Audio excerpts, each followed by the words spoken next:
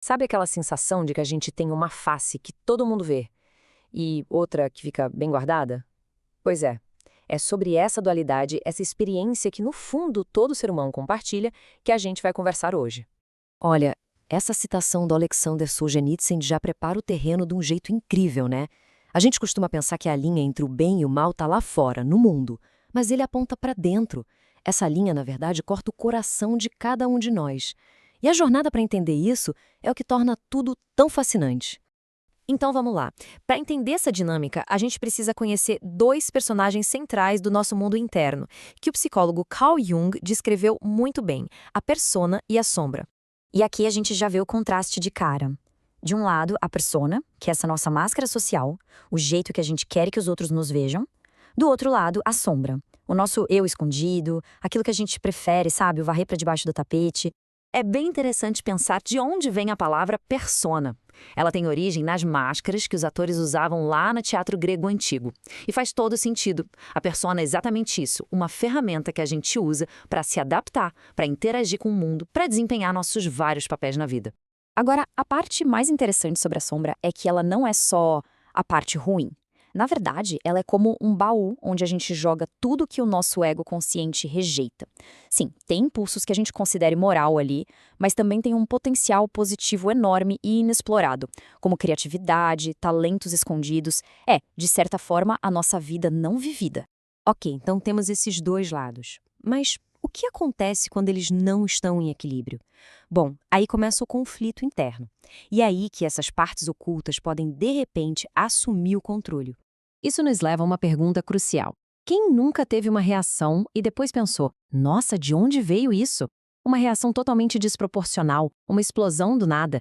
Nesses momentos, a gente é obrigado a questionar. Afinal, quem é que está no comando aqui? Jung tinha um nome para isso: complexos. Pensem neles como fragmentos da nossa psique que se soltaram e ganharam vida própria. E eles podem tomar o controle, agindo como verdadeiros mestres de marionetes, puxando nossas cordas sem que a gente nem perceba. A analogia com o Bruce Banner e o Hulk é simplesmente perfeita para ilustrar isso. O Banner, com toda aquela atitude consciente e tímida, reprime a agressividade. E o que acontece? Dá origem ao Hulk, uma fera impulsiva movida pela raiva que explode com uma força gigantesca. É exatamente assim que um complexo opera. E quando a gente se recusa a olhar para a nossa própria sombra, um mecanismo de defesa muito comum entra em jogo: a projeção. A gente, literalmente, começa a enxergar as nossas características ocultas nos outros. Essa citação do Edward Whitman descreve perfeitamente a dinâmica do bode expiatório. O mundo à nossa volta vira um espelho, refletindo aquela face que a gente se recusa a admitir que é nossa. O outro se torna o depósito de todo o mal que não conseguimos reconhecer em nós mesmos. Então, como saber se uma projeção está rolando? Existem alguns sinais bem claros, reações emocionais muito intensas. Ver alguém como totalmente bom ou totalmente mal. Sentir uma atração ou repulsa que não faz muito sentido. Tudo isso são pistas, são como setas apontando para dentro, um convite para o autoconhecimento. Fica claro, então, que o objetivo não é destruir a sombra. Não é uma guerra. A ideia é outra. É compreender e integrar. Jung chamava esse processo de assimilação. É sobre fazer as pazes com as nossas partes, não lutar contra elas. Hoje em dia, o termo trabalho com a sombra ficou bem popular, mas a palavra-chave aqui é integração. E isso não é só um exercício intelectual de ficar cavando o passado para sempre. É uma obrigação prática, um chamado para agir no mundo de forma diferente. E o caminho da integração tem passos bem concretos. Primeiro, reconhecer a projeção. Depois, retirar essa projeção do outro e assumir a responsabilidade. Entender que aquela característica é um potencial dentro de si. E por fim, o mais importante, agir. Encontrar um jeito maduro e saudável de expressar essa parte que agora se tornou consciente.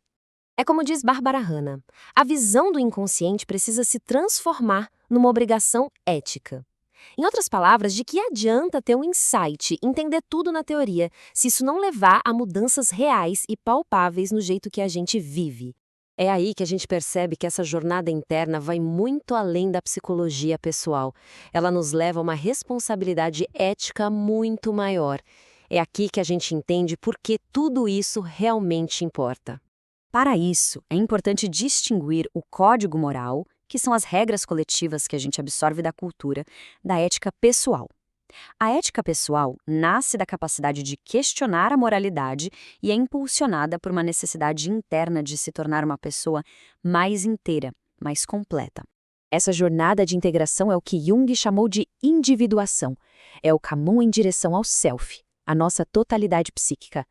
É, no fim das contas, o processo de se tornar quem a gente realmente é, em toda a nossa unicidade.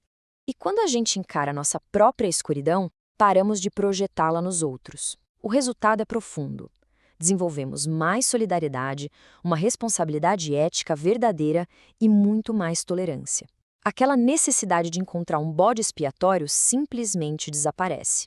E para fechar, fica uma reflexão. E se, diante de algo que nos incomoda muito em outra pessoa, a gente mudasse a pergunta? Em vez de pensar, o que isso tem a ver comigo? Talvez a pergunta seja, em que momento eu decidi que isso aqui entra em conflito com quem eu sou? É uma pequena mudança que pode transformar o julgamento em uma oportunidade incrível de autoconhecimento.